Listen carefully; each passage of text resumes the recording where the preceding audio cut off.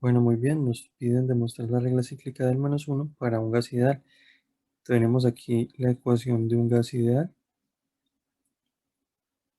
y tenemos aquí la regla cíclica del menos uno, que nos dice que las derivadas de estas variables respecto a otras, tomando una de ellas como constante, nos debe dar, esa multiplicación nos debe dar menos uno. Entonces, primero vamos a despejar cada variable en términos de las otras y derivamos para poder llegar al resultado. Entonces, la primera dice la derivada de la temperatura respecto al volumen con presión constante. Entonces vamos a despejar la temperatura de la ecuación de un gas ideal. Simplemente estos dos que están aquí pasan a dividir. Tendríamos que la temperatura es igual a PV sobre NR. Si derivamos esto, vamos a tener que la derivada de la temperatura respecto al volumen, como la presión es constante, la derivada nos daría P sobre NR.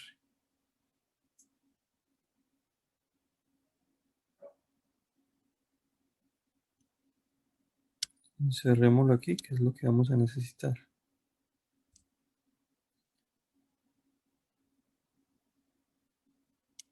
Ahora vamos a despejar de la ecuación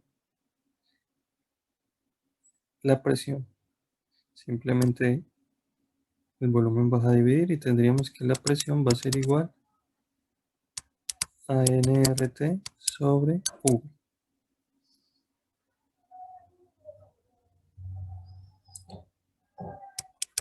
De aquí tendríamos que la derivada de la presión respecto a la temperatura con volumen constante, que es lo que nos dice la regla cíclica del menos 1.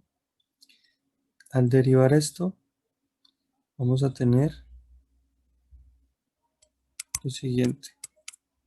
La derivada de la presión con respecto al volumen sería NR sobre V. Muy bien. Cerremos esto, que es importante. Y ahora vamos a despejar lo que nos falta, que sería el volumen. Volumen va a ser igual. La presión pasa a dividir nRT sobre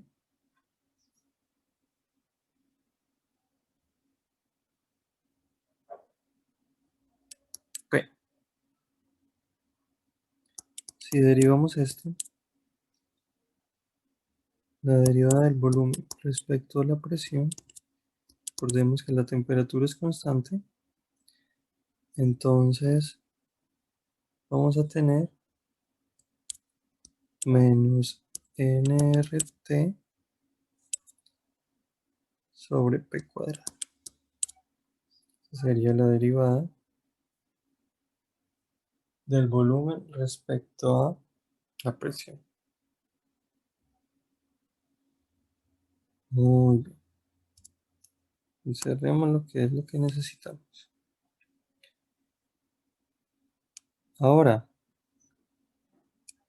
tenemos que la regla cíclica del menos 1 nos dice,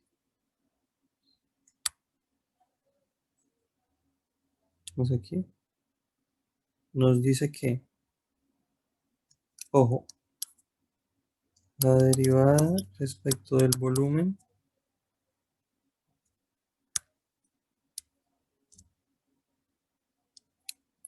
la derivada de la temperatura respecto del volumen por la derivada de la presión respecto de la temperatura por la derivada del volumen respecto a la presión debe ser igual a menos 1.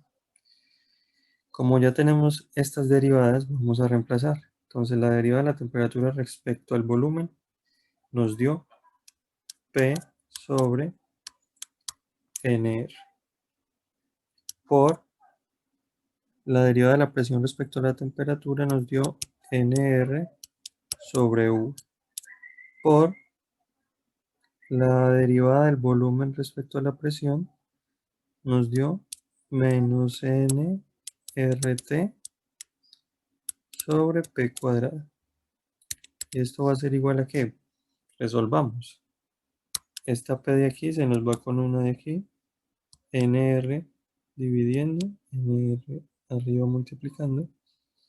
Se nos van y nos quedaría menos NRT sobre B por P. O, lo que es lo mismo, B por B.